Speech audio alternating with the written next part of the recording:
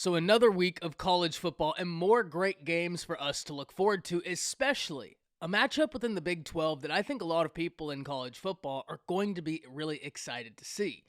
Because the Oklahoma Sooners hit the road and go to Fort Worth to try and get a redemption victory after dropping last week's game to Kansas State. On the other side of the aisle, you have the TCU Horned Frogs, who are looking to stay undefeated and really add in that signature win, which they look at Oklahoma, and that's exactly what they see today. We've got to break down this game. What are going to be the keys to victory and everything in between? But before we can, as always, y'all know the drill. I need to hear from you.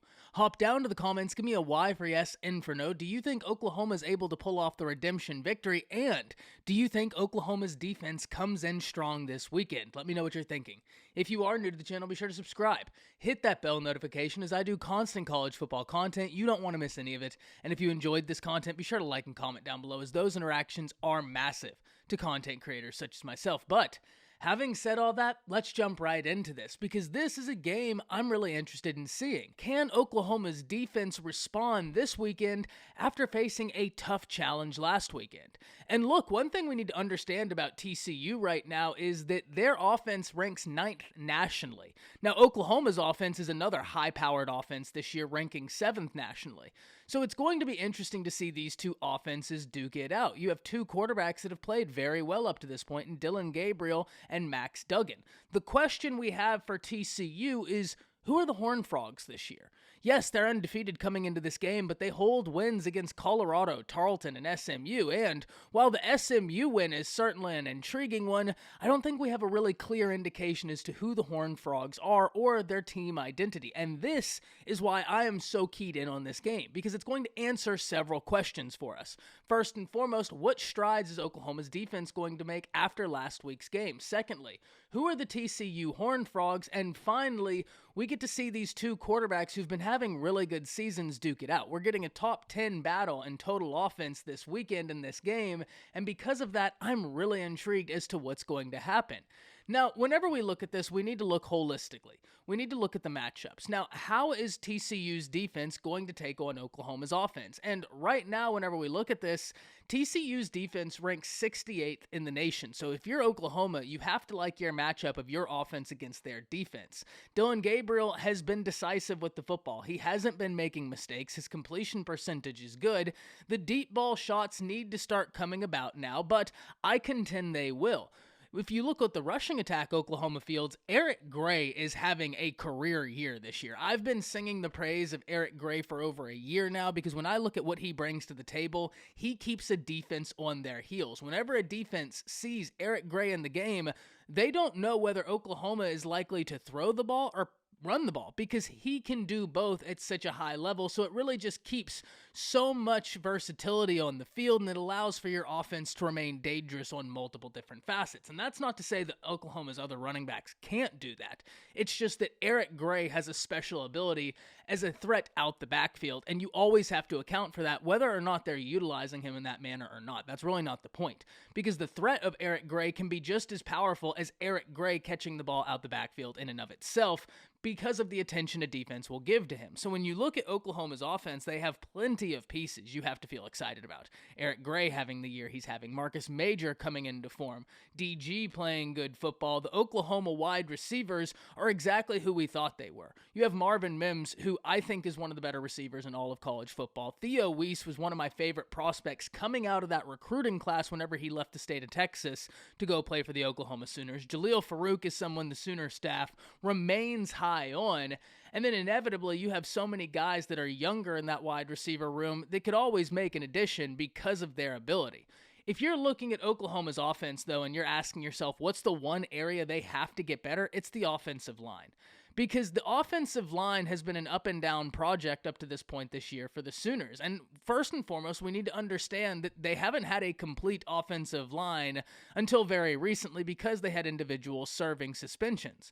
So now that you have your complete offensive line back, it is going to take time to gel. But Dillon Gabriel not only had to face guys in his face while he was trying to make throws against Kansas State, but he was also sacked a fair amount of times. That's something that Oklahoma is going to have to look to clean up moving forward. Now, if if you're TCU's defense, you're toughed with a tough task because Oklahoma is so versatile on offense. They have running backs that can hurt you. They have wide receivers that can hurt you. They have tight ends that can hurt you.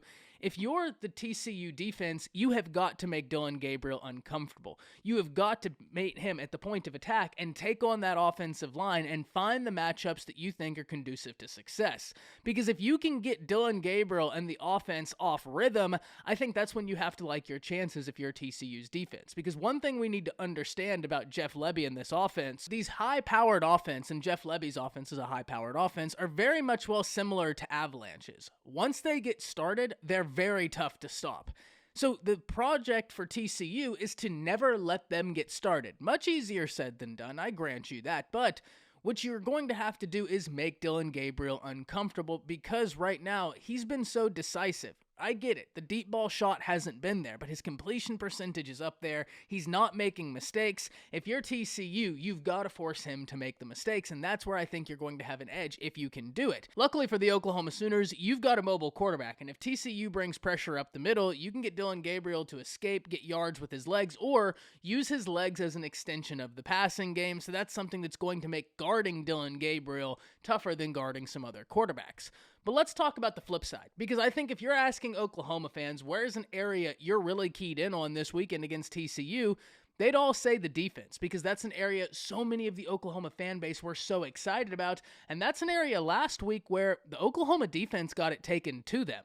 This week, they play an offense that ranks inside the top 10 of total offense, and like I said, we still don't quite know who the TCU Horned Frogs are, but you must respect what they're bringing to the table at this point, because Duggan has been a good, serviceable quarterback up to this point. Through 3 games, he's looking pretty good in this offense. They have some running backs they're interested in, they like. They have some wide receiver talent they like. This is going to be a game where they try and get this offense going on just a whole nother layer. So if you're TCU, how can you attack this Oklahoma defense? And it's all going to start with Duggan, because if you're Duggan, you've got to make the right decisions to make sure you're extending drives. That's the first thing. You want to keep Oklahoma's offense off the field and extend drives for as long as you can. So take control of time of possession.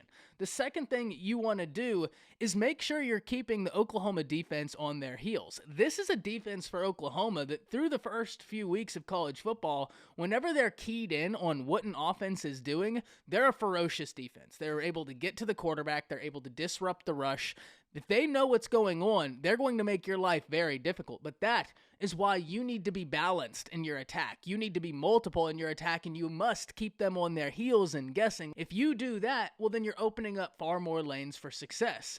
For Oklahoma's defense, what needs to be done? First and foremost, you got to get back to getting to the quarterback and making them uncomfortable. Luckily for Oklahoma's defense, Duggan is not Adrian Martinez when the play breaks down and he needs to escape. Can he run? Sure, but he's nowhere near the level of athlete Adrian Martinez is, so you have more options as to how to navigate going after a quarterback. With Adrian Martinez, it's always very difficult playing a quarterback like that because traditional wisdom dictates you keep him in the pocket because his greatest threat is his legs. So if you keep him in the pocket, you have him in one location, you can spy him, and you force him to beat you with your arm.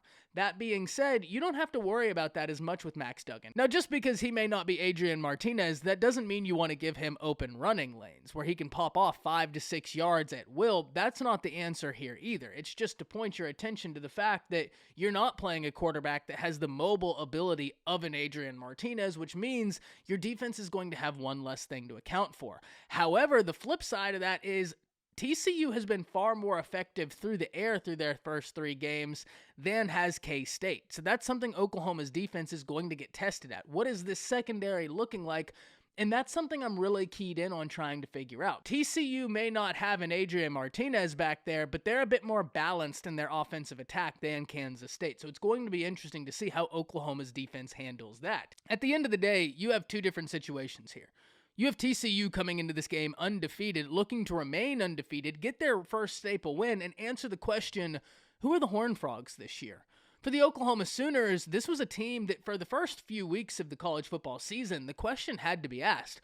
Were they the team to beat in the Big 12? And certainly, I'm not saying that the answer to that question is now no, But now you have another question in front of you. Can you get a redemption win? Losing is going to happen. It's very rare teams go undefeated. The question is how do you respond to losing? How do you respond to this adversity? And now we get that answer this weekend from the Oklahoma Sooners, and I contend that's an incredibly powerful answer, and that's why I'm so interested in watching this. Hop down to the comments. Let me know what you're thinking. Do you think Oklahoma responds? And more importantly, do you think Oklahoma's defense comes to play? Or do you think TCU is successful in staying undefeated and getting this statement win?